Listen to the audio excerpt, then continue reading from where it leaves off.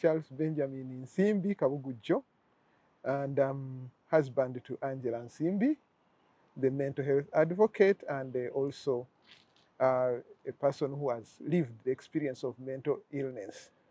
Now, we've been married with Angela for 22 years now, and the first 10 years didn't seem to have any single problem. We're okay. Angela has always been bubbly, as you know, she's always up and down, and I think that's one of the things that attracted me to her, because myself, I'm extremely outgoing, and so my partner was equally outgoing. So yeah, we painted this town red. We absolutely painted the town red, and we had a lot of fun indeed. And now, as the family started growing, I think after about baby 3, things started changing a little bit at home, and Angela started not too anxious to go out anymore. I think when she was expecting baby 3, she was no longer going out very much. She didn't want to join me. Well, I mean, I was still a young man of 35, so I continued going out, and I didn't have a single problem. We were going out with all our friends, the usual people we always used to go out with, and yeah, it went on for a while. But by the time we reached baby 4, a couple of years down the line, she has completely withdrawn. She was beginning to exhibit signs of what now I understand as paranoia, um, getting very anxious about the people I was with, and feeling that because I am with those people, I must be having relationships with them. And also at home, she didn't want to have any of the maids. I think we went through a season where we changed the maids, I think, literally every week. And so, yeah, it became a bit um, difficult at home, and our communication was not great. And yeah, it went on like that. Angela started, the paranoia went higher, and she would, for instance, burn up the toys of the children and say they have got witchcraft in them, and things like that. And of course, I just didn't understand. The person I knew from all time for over 10 years, how all of a sudden this business of everything being evil and devilish and having witchcraft, and how the maids are molesting the children and stuff like that. I just was confused a little bit. So this came to a head, I think in 2009, early 2009, when baby 4 was just about 9 months. And then Angela had her first episode, which we call episode, which is a breakdown. And she was speaking rapidly. She didn't go into the house. She had the baby on the back throughout. We went to church with the rest of the kids, and I took the kids to one of my sisters-in-law, the other kids, except the baby who was on her back, and I came back to see how I could manage the situation, which obviously I had completely no inkling about, no knowledge, no nothing about. Like most of us, we don't know anything about mental ill health. We only knowledge we know of mental ill health is probably what is in a hospital in Butabika, or some of these people we find on the streets. So yeah, when you have your wife, she's properly dressed and everything, but she will not enter the house. She keeps roaming around the house for the whole day with the baby on her back, not eating, not doing anything. I was at the end of my tether. So I called around a couple of people, friends, and people who were doctors who had been to university with, and eventually they advised me, by then it was late in the evening, that she needed to be sedated. And I didn't know what was the problem, but they told me, okay, you get her sedated, and tomorrow you can take her to see a doctor. That was a doctor who advised me and gave me a number of another doctor, because I didn't even know what medicine to use for sedating. Fortunately, my family, my big sister is a nursing sister, and so she's very conversant of this. We contacted a psychiatric doctor that evening, and the doctor recommended a sedative on the phone, which my brother procured from a pharmacy that night, and we got the nurse in. But to try to get Angela to take the medication, of course, was war. We had to subdue her physically because she actually wanted to run out of the compound, out of the gate with the baby, etc. We had to retrieve the baby, and it was traumatic, extremely traumatic. You move from 1 minute of going out for pork, and the next minute you have to sedate someone and you just can't talk, and they are just babbling, speaking constantly, not exactly the most interesting talk. Yeah, anyway, she was sedated, and the following day, which was a Sunday, we attempted to go to hospital, but there were no doctors to look after her. My sister again helped, the one who is a nursing sister. We went and tried to locate doctors, but we couldn't, and so she advised that we keep her sedated until Monday. Now, Monday, unfortunately, was a public holiday, 26th of January. So again, we had a challenge. But somehow, my sister got a doctor in Mulago, a psychiatric professor, Professor Msi from Mulago, and we managed to see him. No, to see first another doctor who kept Angela sedated for a couple of days until we could see Dr. Msi, who now evaluated and diagnosed and gave her medication. Mental health or mental ill health is an interesting illness because it is not a physical illness. It is an illness which is in your mind, and therefore, for you as a carer, you get challenges because you don't know if what someone is saying is part of mental illness or it is actually something they believe. For instance, if someone tells you, you want to kill me, does that person mean it, or is it because of the ill health? You have to make up your mind, because if he means it or she means it, then you need to take precautions. If it is part of mental illness, then you actually have to do treatment. So basically, that's when we got medication, and Angela responded very well to medication. She was on medication for over 5 years. And by and large, the medication worked very well, and we were right back to where we started. We were running around and painting the town red with the kids and going to church and doing all the things we always used to do. And indeed, because it was so normal, we had gone back right to where we started. Baby 5 came on the way. And once one of the biggest challenges or triggers in mental health is pregnancy. So immediately, since we were seeing the doctor regularly, the doctor recommended medication, changed the medication a bit, recommended medication, a different medication, and of course, just before the baby was born, Angela was given a drug holiday so that the baby does not get affected by the medication. So yes, it is possible for you to have mental ill health and still have your family and still have your children and grow up with your family. You just have to keep on medication on and off depending on how the doctors recommend. And yeah, we moved on.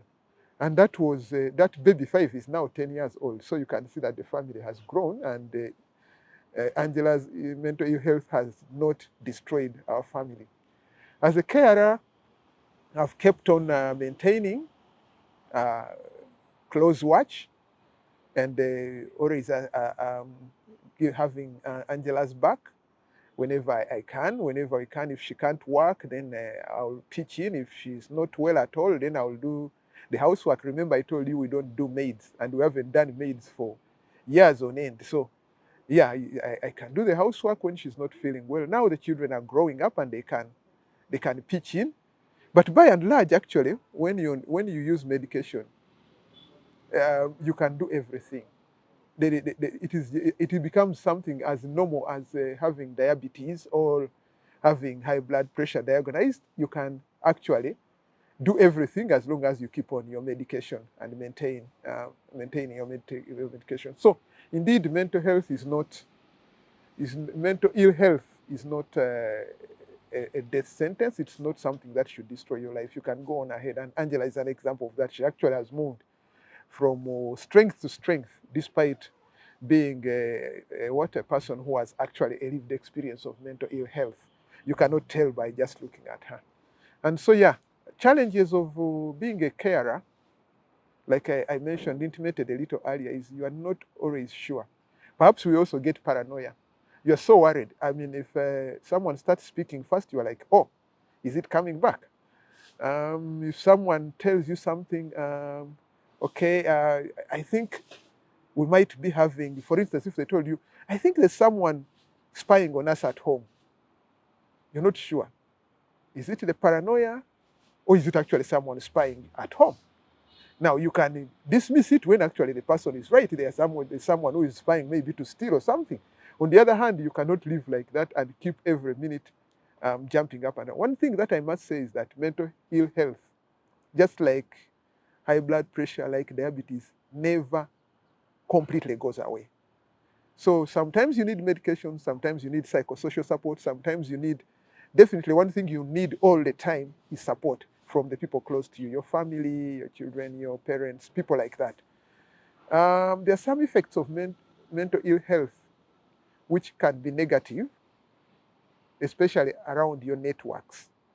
Usually when, from my experience is that when Angela got, especially the couple of episodes she had, part of the things she did was to talk about people, to talk to people, maybe send text messages to her friends and family and people and tell them, you know what, not bad messages, but messages that could be easily misinterpreted. For instance, if someone in the morning, 6 in the morning, you wake up and your phone has a message from, say, your sister telling you, repent, you are a sinner, repent, you are going to hell if you don't repent, you question yourself. And so the networks, some people who did not understand what was happening actually distanced themselves from Angela, and those relationships died because people just couldn't understand why someone is after them. Of course, because of the paranoia caused by mental ill health, she felt some people were against her, some people were bewitching her, some people were bringing demons, some people were doing all sorts of things, maybe to her children, to everybody. And she did tell some people such things. And so some relationships broke. And that is what happens with mental ill health. You have to let it go and know that some relationships you can repair, some you will never be able to repair because people don't have to understand you. Yes, you have a challenge, but that doesn't mean that people have to understand and therefore do whatever. We would wish that everybody would understand that when someone has malaria and they are sweating, you give them a towel and try to bring their temperature down. Well, that would be nice if someone does that, but well, some people don't mind. You have your malaria, go treat yourself. They don't care about what your temperature, how to look after you. And so that happens in all illnesses and in mental ill health, actually. So some relationships broke. We've never been able to recover them. Some relationships actually became a challenge because the people remained, well, talking to me, but not talking to Angela, which becomes a problem because me and Angela are one. And she would have a problem if I'm talking to some people and they are not talking to her. So yeah, it never really goes away. Some effects remain, whether you are having an episode or you have no episode. And as a carer, what I've also noticed is that the person actually changes a little bit. The priorities change. The method of coping changes as you go on. The methods of coping change. And depending on the circumstances, you will definitely learn how to cope with your mental ill health. And all that requires change on the part of the carer.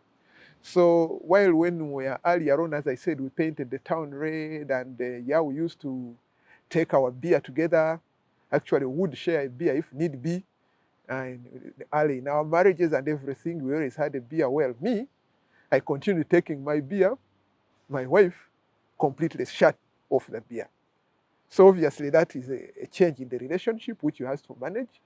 We loved dancing. Angela loved dancing a lot. We would, all the places you young people don't know yet, Viper Room, Angenois before Governor, and all those places. We went dancing, and she was extremely exquisite in Lingara, the kwasa kwasa and all that thing. And so yeah, we enjoyed ourselves. Well, me, I still go clubbing. But she cannot do that anymore. So while we are one, yeah, there are wages which have happened. Fortunately for me, I can say is that my children have grown up. Two of my big daughters are 18 and 21, and so now I can go with my girls clubbing and not miss anything. Otherwise, before that, when I would go clubbing, it creates a wedge because then Angela says, who have you been with? You go out there at night, you say, I'm in Governor, with who? Or I'm in Nexus, with who? It becomes a problem, especially when you take it into consideration that there's a paranoia at the back of the mind. There's always paranoia. Maybe there's something you're doing to me. Maybe there's something you're doing out there. And if you read the book, you will see that that theme is quite there as well. there's a bit of wondering what is happening when she's not involved. So as a carer, that's a challenge. Do you continue living your life? Do you shut down your life? Well, I keep telling everybody that when you are getting married, you make these simple vows: for better, for worse, for richer, for poorer, and we even use an accent when we are saying them. Yeah, you know? For in sickness and in health. But you know what? We never think. When you say in sickness and health and you're looking at your spouse, normally you will think that, well, she has malaria, and then I have to get tablets and take her to hospital. You probably never think of such a thing like in sickness and in health, in mental ill health. That's a big challenge. That's a big challenge, but well, you made the vows before God and man, and so yeah, you have to stick it out. But I think the biggest challenge of a carer is striking the balance. Because if you don't strike the balance, you're going to slide down the slope as well. Your own mental health is going to be damaged because you're going to have to change yourself to a person who you are not, and anybody knows that if you are forced to be who you are not, that's not good for your mental health. So you have to maintain your sanity and make sure that you do not trigger the person you are looking after, because so many things trigger them off. Usually what started it all off, what triggered them in the start. I know mental health has a lot of connotation. It's part of being predisposed due to factors of genetics, but those are augmented by environmental factors, the way you raise up. The other thing about being a carer, which you are worried about, like I said, we have a family. Now, if the children and everybody has gone through this traumatic experience, does that predispose them to mental health challenges when they grow up? You're always worried. So when your teenage daughter or teenage son throws a tantrum like teenagers will do, unlike most other parents who will just say, I'm going to spank you or lock you in the bedroom, you're worried. Is this a symptom of mental ill health? Or is it just a teenage tantrum? So you're always on that edge because of that exposure to mental ill health. Your mind is always on edge. If they suspend your child from school, you begin to be worried. If your child stays in the room like teenagers are wont to do, and they lock themselves in the room, probably listening to music or on WhatsApp or something, you will be worried, because one of the symptoms of mental ill health is withdrawal from society.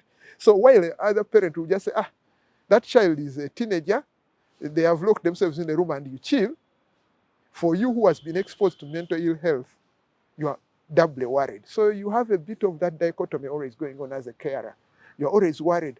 The person you are caring for, anything that happens, you're worried. If they sleep too much, why are you sleeping too much? You're oversleeping, because that can be a symptom. If they wake up too early, you're worried. Today you have woken up too early, you've not got enough sleep, because that can also be a trigger. If they sing loudly and they're happy loudly and they're laughing so much, you're like, they're laughing so much. Are they getting an episode? If they are quiet all the time, again, you'll ask yourself, why are you so quiet? Why are you withdrawing? So it is an interesting life that you need to educate yourself. That's the only thing I can say, finally. You need to educate yourself about symptoms, triggers, life of mental ill health, and medication and what it can do. And read widely so that you act from a position of knowledge as opposed to a position of ignorance, where most of us are as far as mental ill health is concerned. And yet, it's now, I think, the leading ill health outside COVID, even in the US, and I think it's coming. I saw in Kenya, statistics of Kenya just, I think, last week or so, and we're saying it's probably the leading now. It's a crisis coming up. So yeah, it is around us. We live with it, but we don't know much about it. Thank you, sir.